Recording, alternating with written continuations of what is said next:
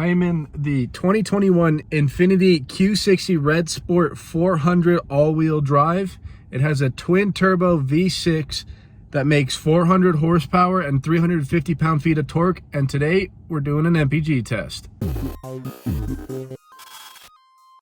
Gonna be putting the AC to auto at 68 degrees, and then we'll be doing a loop-style test to negate any differences between the two, so you have the same way there and back. There's almost no wind. It is a nice 71 degrees today in Colorado, and you just saw me fill up, so we waited 30 seconds after the first click, then clicked it again to make sure that it's all the way filled, and let's go.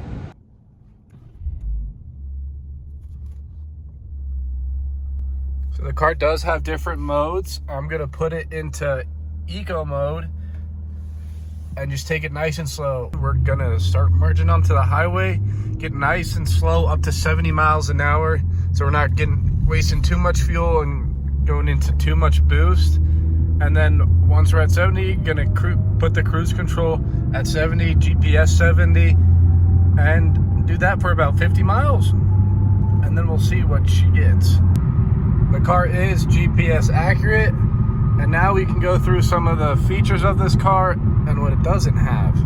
So, it does have cruise control, and adaptive cruise control, so you can see up here at the top how you can change your following distances. But other than that, it has no lane keep assist. It just has this little button that gives you front collision warning. But other than that, you gotta steer everything yourself.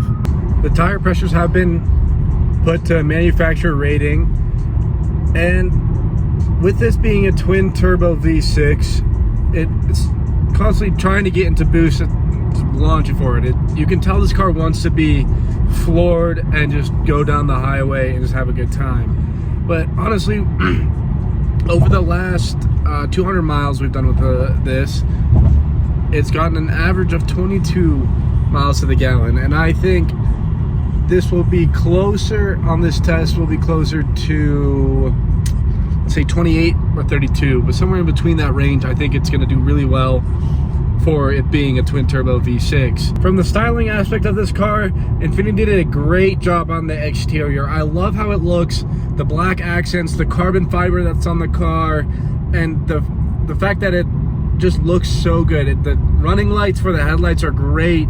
It's nice and aggressive, especially from that front end angle. It just looks so good. It's just when it comes to the interior, it kind of falls apart. The steering wheel's fine, all of that. It's got red stitching because it's a Red Sport. It's got a great sound system. You can really just jam out the entire time you're in this thing. It wants to stretch its legs and go long distance, but it's missing a few things for that.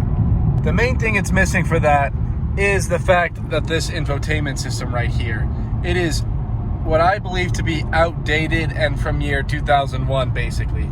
So what you have is your infotainment here, where you can select your music, pick an address and everything, and then up here you have your maps, and then you can do a split screen turn by turn, weather and everything with your map. Once you want to do Apple CarPlay, it puts it up here, and then this becomes useless. There's nothing you can do with this once Apple CarPlay is here, because it just takes over everything.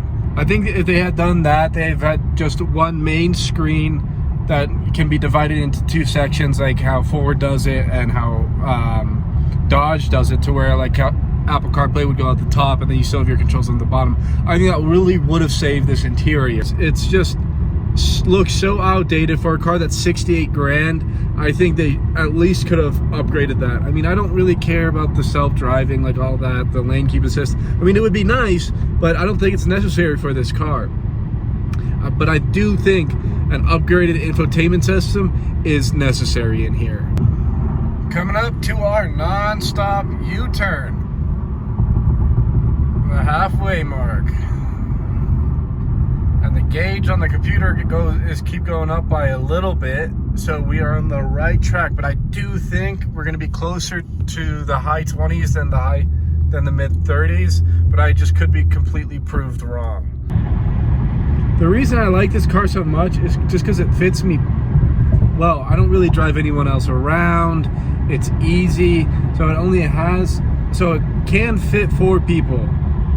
But if you can see back there, it's like a Nissan GTR seat. It's very small. You're gonna have to, it can work, just hope they're not, you're gonna have to scrunch your feet if they're over 6 feet tall. But it's quick, it does what it needs to do, and that's great about it. It will rip the canyon, and it drives well even on the highway. It just cruises. You don't really have to do anything besides give some steering input, and that's it. Like cruise control, it holds it the entire time. It will downshift for you, do everything you need it to, and it's fast.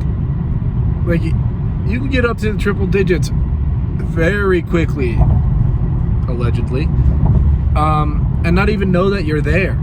It's so fun, and yeah, this is basically all you would need in a car. It's the entry sports car. It's great. So some of the safety that it does have is it does have auto high beams, which is nice always to, like, if you forget, it turns it off for you.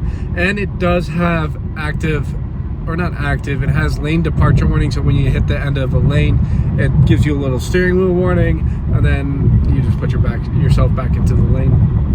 It also has a full 360 camera view, which is very nice, especially when you're going through a car wash. You can see how close you are to the rails, especially here in Colorado.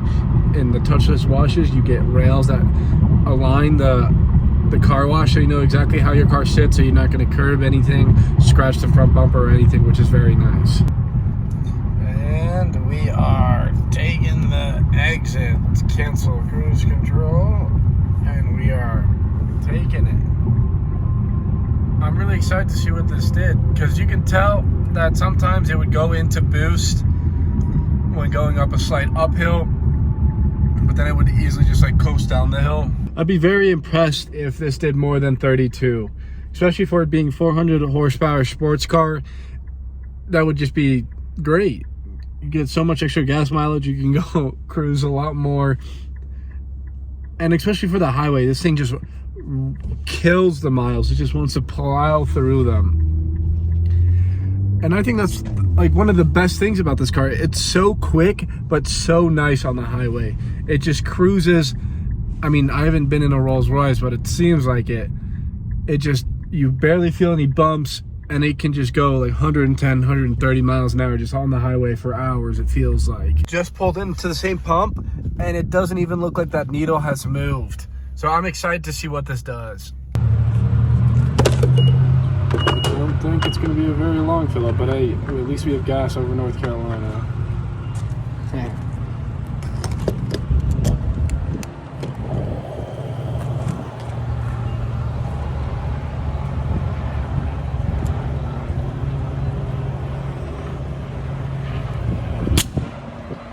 Wow, we're going to wait 30 seconds.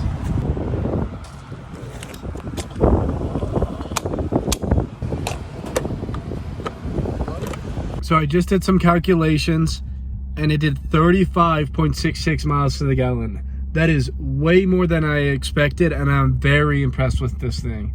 I mean, it just wants to sit and boost and rip. So doing 35 is great to hear, especially for a V6 twin turbo setup. Can't say like anything else bad about this. It's great. 35 miles to the gallon. But as always, thank you so much for watching today's video, and we'll see you on the next one. Bye-bye.